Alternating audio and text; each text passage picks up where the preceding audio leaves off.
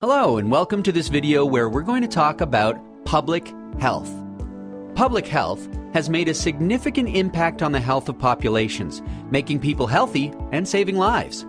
For example, in the United States, between 1900 to 1999, people's life expectancy has increased by over 30 years. Did you know that 25 of these extra years gained are due to public health interventions? So in this video, we're going to take a look at what public health is, how it's different to clinical medicine, who's responsible for doing it, and how it's done. First of all, let's have a look at what health is. The World Health Organization defines health as a state of complete physical, mental, and social well-being, rather than a mere absence of disease or infirmity. This is a pretty bold and ambitious definition that prompts people to look beyond diseases and focus not only on the physical aspect of health, but also on the mental and social aspects as well. And public health? Well, public health is the science and art of preventing disease, prolonging life, and promoting health through the organized efforts of society. Okay, so how is it different to clinical medicine? Let's take a look at an example. Let's say someone has an accident and has a broken leg. A clinician's main focus is the immediate health problem, fixing the fractured leg. Clinicians focus on the individual.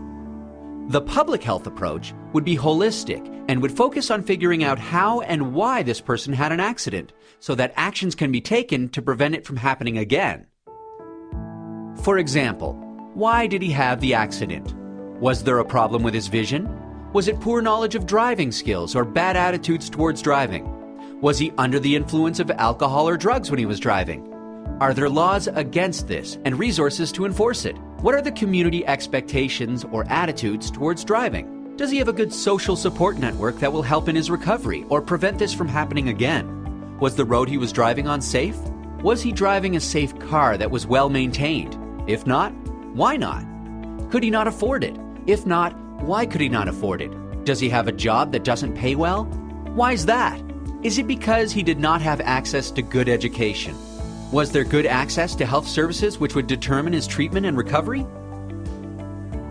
As you can see from this example, health is determined by a complex interaction between many different factors or determinants of health. These include individual characteristics, lifestyle and behaviors, and also the physical, social, and economic environments, the social determinants of health. In order to make a difference in health, there's action needed across all the different determinants. Public health focuses on these upstream factors to make changes that can benefit the health of the population as a whole. This seems like a very broad and complex task, doesn't it? So, who's responsible for public health? Ultimately, the responsibility of creating a healthy community rests with all sectors of society. Health departments do have a central role in public health. However, improving the health of a population requires the coordinated efforts of a broad range of stakeholders. This includes other areas of government, the private sector, non-governmental organizations, international organizations, and communities, to name a few, all united with a shared goal of improving the health of the public. Now let's have a look at how public health works. The World Federation of Public Health Associations has developed a useful framework to understand how public health is delivered. There are 3 core service areas of public health and a group of enablers that ensure that these services can occur effectively and efficiently. The 3 core areas of public health are protection, promotion, and prevention.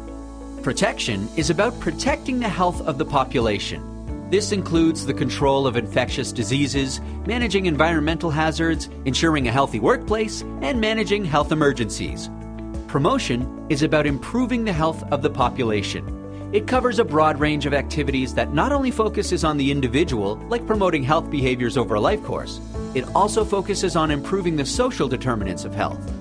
Prevention is about preventing health issues before they occur. It includes activities such as vaccination and screening.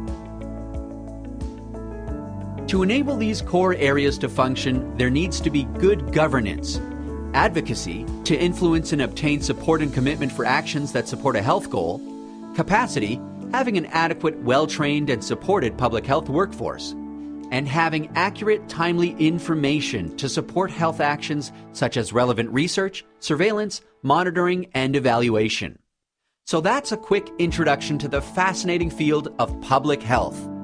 We've had a look at what it is, how it's different to clinical medicine, who's responsible for doing it, and how it's done.